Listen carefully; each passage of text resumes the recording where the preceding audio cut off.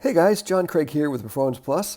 Welcome to today's video where we're going to break down the great serve of Felix Auger-Aliassime, who undoubtedly has one of the biggest and best serves on tour. But don't be intimidated.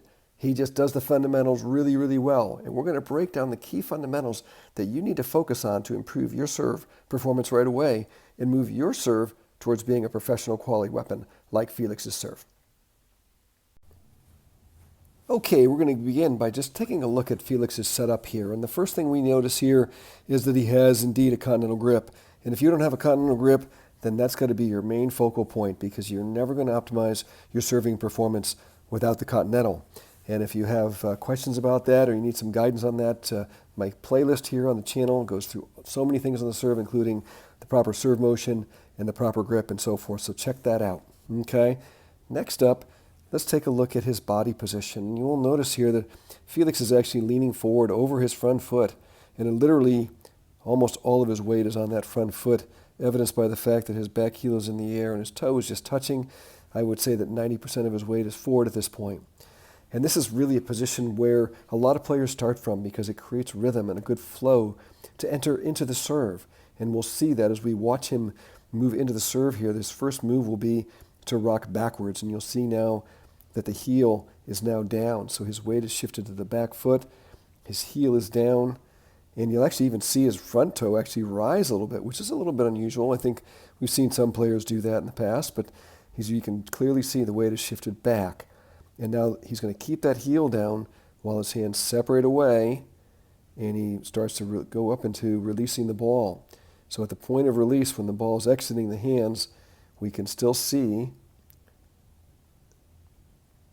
that the heel is down, that his heel is actually still down, which means his weight is still stable on the back foot. He's doing this because he's got some energy on the toss, and he's counterbalancing that forward energy.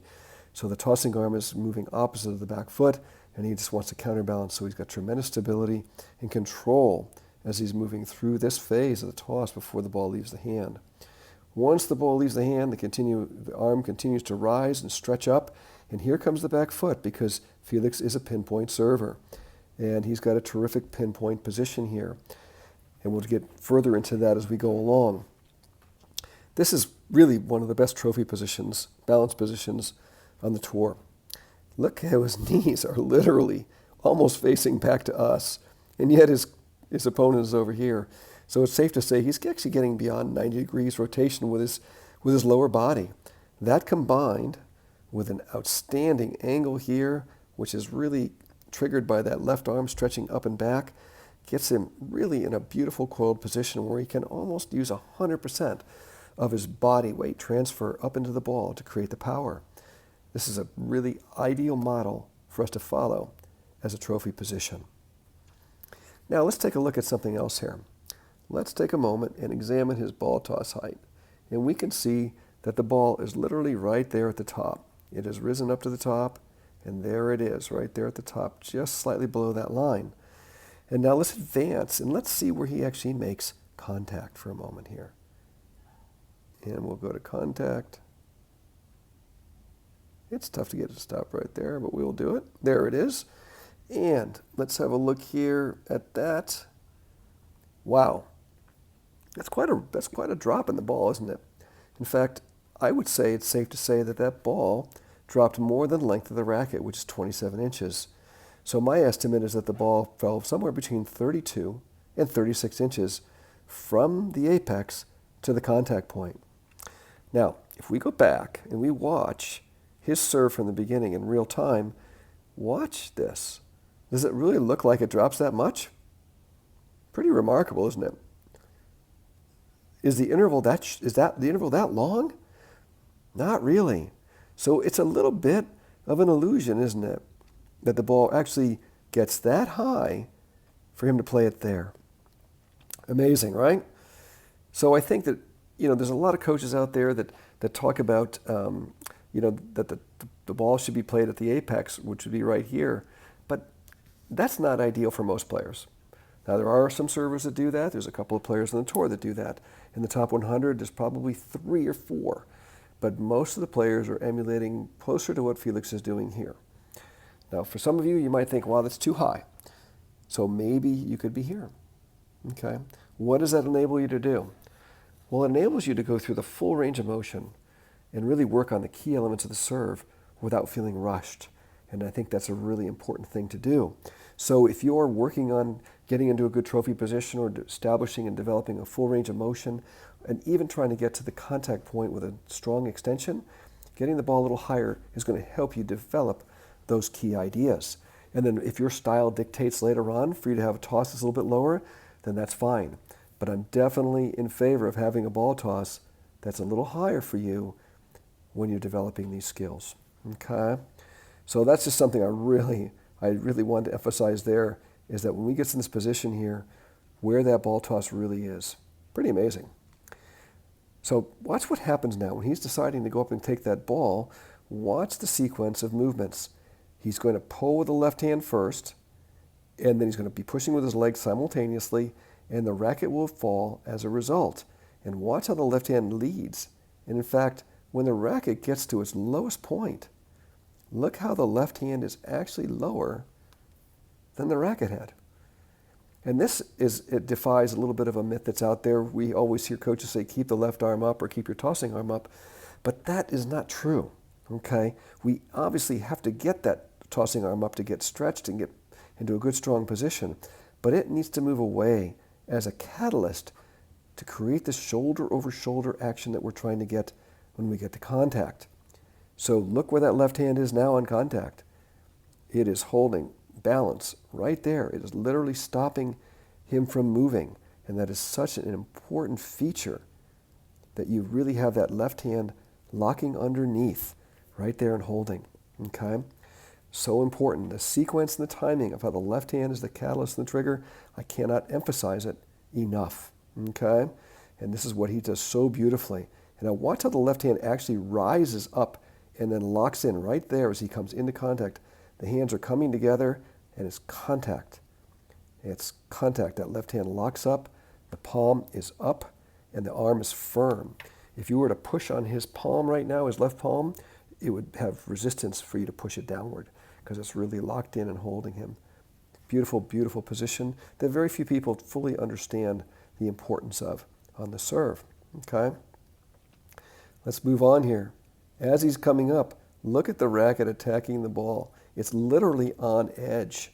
This is a beautiful on-edge position that can only really be achieved with the continental grip. And that's one of the key things about the continental grip that you really have to have, that you can attack that ball on edge. And then as he's coming onto it, the racket's going to rotate from the edge and very quickly, swiftly move to face the ball. And then all that rotational action will result in the strings facing off to the right. And this action is another bit of a myth. We call it pronation. But the reality is that this is long axis rotation from the shoulder. So when we're watching here, the racket's coming up on edge, and what's going to move the racket from the edge to the ball and beyond is the arm rotating fully from the shoulder. Yes, there is some forearm rotation, but it is not wrist snap, and it is definitely not all forearm. The power in this movement, the main movement, is going to originate in the shoulder. It's a key thing for you to get. Okay? So let's go on here and let's watch one more key thing here. We see the left hand holding, and watch what the left hand does here at the end. It just falls away. And we've seen a lot of players over the years do this, from Andy Murray to Dominic Thiem, Nick Kyrgios, and of course we see Felix doing it here. And the reason for this is balance. It's counterbalancing. He's just simply counterbalancing the forward and downward movement that he has. The leg is kicking up and back, and the left hand's flowing back because he has so much forward and downward momentum. It's really just an instinctive counterbalance movement that is the result of all the energy he's putting into the serve. So, the key takeaway here, though, is the left hand is locked underneath and holding, and then it releases long after the ball's gone, and then it just happens to go back to counterbalance him. So, if we take a look at his serve here, really quick, from the back, we'll see clearly here he's got a beautiful alignment where he's definitely set up so that he's more than sideways to his target line. So when he enters into the serve, it's very easy for him to rotate away from his target and get a good strong coil. And now he's in this beautiful trophy position. And I love this angle to show you this, that the racket is on the right side of him. It's a beautiful angle with his shoulders. So at this point in time, Felix is not trying to make a trophy, or excuse me, Felix is not trying to make a back scratch position. He's not going to do that at all. He's focused on driving the legs and pulling with the left hand so the shoulders will rotate over, up and over, and then the racket will fall and rise by itself. So he's very relaxed and loose in his arm here, and his body movement is going to be the catalyst that gets the racket to fall and rise and create that explosive movement on the ball. So very important that you're not trying to make a back scratch position. Let that happen by itself. Look at this beautiful motion. Now you could even argue that his racket drop isn't that deep. And it's not that important to get a really deep racket drop as much as it is to get a natural racket drop, one that is fluid and natural and not forced. So you have to be so relaxed here to get this movement right and not be trying to force it. Okay? And again, we can see here on this angle how beautifully it looks like he's going to slice that ball in half with his racket, and then as he extends, the shoulder rotates through, strings face the ball, and off he goes. So those are the beautiful mechanics of Felix Auger-Aliassime serve. In the next video that we're going to do, I'm going to break it down further for you on some key nuances. We're going to add some icing on the cake here. In the meantime, I want you to be working on your fundamentals. Get these fundamental things built into your serve. In the next video, I'm going to show you some key things that he does that are very advanced. They're going to help you even improve your serve performance more than this. Thanks so much for watching today's lesson. Please give us a like, leave your comments down below, and subscribe to our channel if you've not done so already. And if you're looking to make a deep dive into developing your serve, I've got a free gift for you. Just click on the link in the description down below to get my free guide on the fundamental things you need to master to achieve your full potential in your serve. Stay tuned for the lesson number 2 on Felix's serve, and we'll see you in the next lesson.